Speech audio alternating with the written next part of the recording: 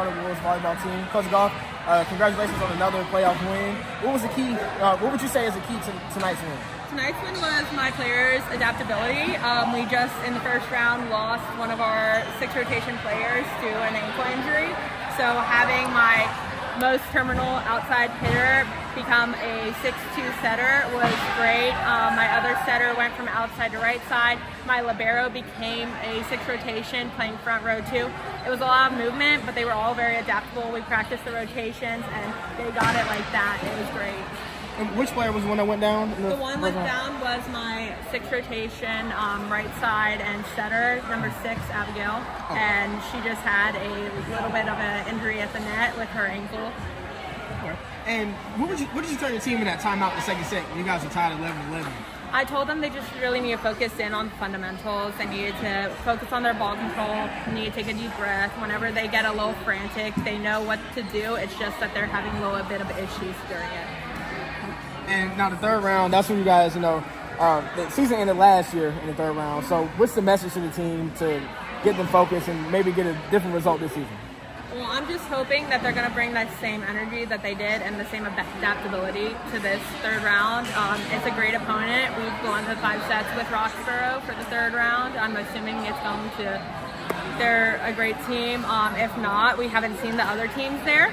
So I'm looking forward to it and hoping that whoever comes out on top really earns it, but I'm going to make the other team earn it if they beat us. I'm hoping we come out on top though.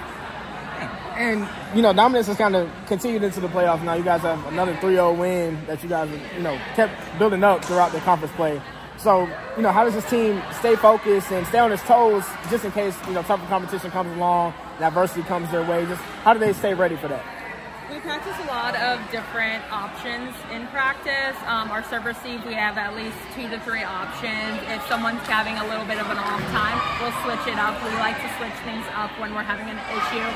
We run different plays when we're having issues. So as long as they can keep on their toes and be ready to have all those different outcomes, I'm thinking they'll be great. And one last question for me. I just want to ask you about Josephine. I know she's been a strong player for you guys all season. She had another great game tonight. Just tell me how important is she to your team and your success? Sorry, they were singing happy birthday. I didn't hear you though. though. I just want to ask you about Josephine. I know she's been like a really strong player for you guys. So actually for clubs, she plays as a setter, but she's my most terminal hitter. So for here, she plays as a 6 rotation outside. Her defense is amazing, so we stick her in left back, but tonight she came out and was able to be a 6-2 setter. We still stuck her on the outside for when she was swinging. It was great. I love her energy. She's super adaptable, and she's a great kid. Thanks, man. Yep. All right, I got 2 more questions. Yeah.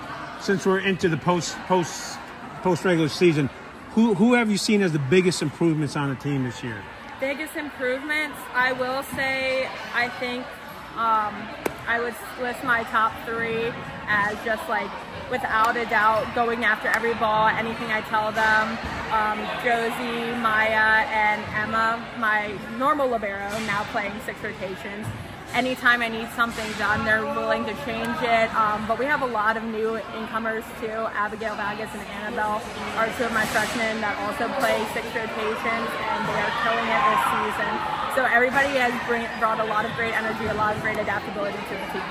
And you have a pretty young team. You only have 1 senior, Emma, which is she's walking right there. No, that's actually not. Oh, that's not. Down there. She was playing up and outside today. Oh my gosh, I got my Emma messed up. See, that's what happens when you put a 3, and I didn't even. They had to switch jerseys. Yep, I understand. All right.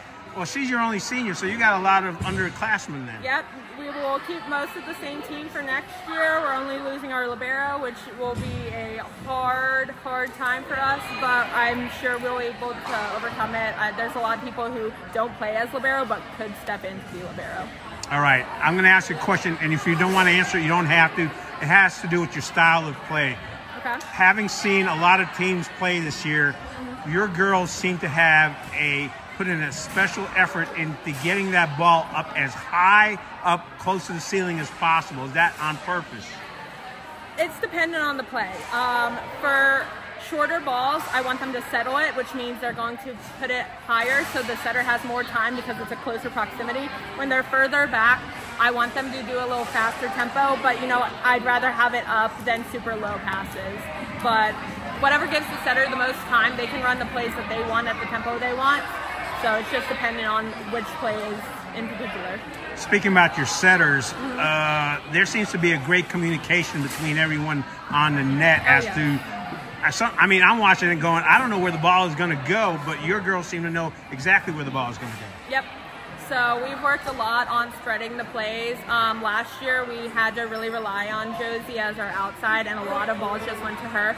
This year, now that I have more diversity in my hitters, I want to spread the ball so that the other team doesn't know where it's going to go. But we have great communication on, hey, if we're in a struggle, this person's been on fire today, let's set them, or let's switch it up, let's have them play right side for this one play so we can get a different block on us. And your girls are constantly talking to each other. I noticed they called for the ball. I think there was only one occasion during the 3 sets where a ball just dropped in between them because someone didn't call it. Oh yeah, communication is a big part of our practice. I like to blast the music, and I make it a very, very big thing to be louder than the music playing in the background of practice. I think it brings a great energy, and I think it gets them communicating even more. All right, you know, now the problem is, since you brought up music, we have to know what kind of music you blast. Oh, it depends on the day. I let my girls have requests. Either it's sing-along music, if they want to go to like old Disney, or we have some... Wait a minute, old Disney? Old Disney songs. Or we go into just like some pop music, or we go into different rap songs and everything, trying to have like a championship season playlist. Coach, thank you. Got anything else? No, I'm good. All right, look, we got to let you get back to that birthday party. Thank you very much.